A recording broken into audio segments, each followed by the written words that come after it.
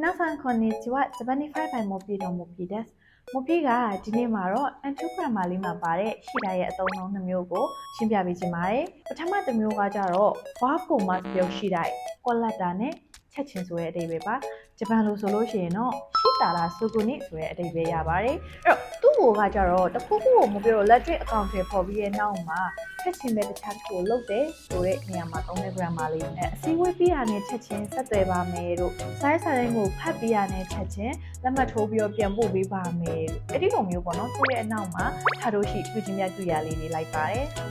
ဥပမာအနေနဲ့ဆိုရင်準備が整い次第出発しますပြင်ဆင်မှုတွေကအဆင်သင့်ဖြစ်တာနဲ့ချက်ချင်းဟိုပြီးတော့出発しますထွက်ခွာပါမယ်အဲ့တော့ verb ကို must ပြုတ်ပြီးတော့次第ပါလို့ရှိရင် qualata နဲ့ချက်ချင်းဆိုတဲ့အဓိပ္ပာယ်ရပါတယ်အဲ့တော့သူ့ရဲ့အနောက်မှာခုနပြောသလိုထွက်ခွာမယ်တို့ဆက်သွယ်မယ်တို့ပြန်ပို့ပေးပါမယ်တို့ဆိုရဲထားလို့ရှိပြုချင်းမြတ်ကြည့်ရလေးလိုက်ပါတယ်နောက်တစ်ခုကကြတော့မိုးပြေတို့ noun ကိုရှိတာကြီးပေါင်းတာပေါ့နော် noun ပေါ်မူတည်ရဲဆိုရဲအဓိပ္ပာယ်ပါဂျပန်လိုဆိုရင်တော့ noun によって結果が変わるအဲ့ဒီ noun ပေါ်မူတည်ပြီးတော့ရလက်တွေပြောင်းကုန်ပါအဲ့ဒီ noun ပေါ်မူတည်ပြီးတော့ပဲမိုးပြေတို့ကဆုံးဖြတ်မှာဥပမာဆိုလို့ရှိရင်ကိုယ့်ရဲ့စူးစမ်းအားထုတ်မှုအပေါ်မူတည်ပြီးတော့ဒီလုပ်ငန်းကြရှုံးမှာလားအောင်မြင်မှာလားအလုပ်ပြောင်းဖို့အတွက်အဲ့ဒီအလုပ်ရဲ့လစာဒါမှမဟုတ်လည်းတတ်မှတ်ချက်တွေပေါ်မူတည်ပြီးတော့မိုးပြေတို့အလုပ်ပြောင်းဖြစ်မလားအလုပ်ထွက်ဖြစ်မလားအဲ့လိုမျိုးအခြေအနေမျိုးမှာဆိုလို့ရှိရင်မိုးပြေတို့ဒီ noun plus ရှိတာဆိုရဲ grammar လေးကိုသုံးပါတယ်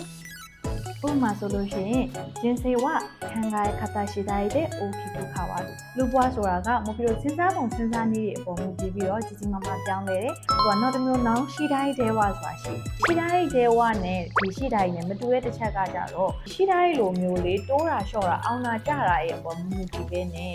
ရာသီဥတုအခြေအနေပေါ်မူတည်ပြီးတော့ဒီပွဲကိုရပ်နားနိုင်ခြင်းရှိအင်တာဗျူးရလဒ်ပေါ်မူတည်ပြီးတော့ချက်ချင်းပဲအလုပ်ခန့်အပ်နိုင်ခြင်းရှိအမို့ပြီးဖြစ်နိုင်ခြင်းအများကြီးတဲမှာမဟုတ်ဘောနော်တစ်ခုကိုပြောချင်တဲ့အခါမျိုးမှာဆို noun plus ရှိတိုင်းတဲဝလေးကိုသုံးပါတယ်ဥပမာဆိုလို့ရှိရင်ရှင်ကိုတော်တော်နိုင်ရောရှိတိုင်းတဲဝဖိုတိုဝါဒုခမှုရှိလဲမှာဆက်ဒီအလုပ်ရဲ့အကြောင်းအရာပေါ်မူတည်ပြီးတော့ညှင်းနိုင်ခြင်းရှိပါတယ်ဒီလိုမျိုးအနေနဲ့လည်းသုံးပါတယ်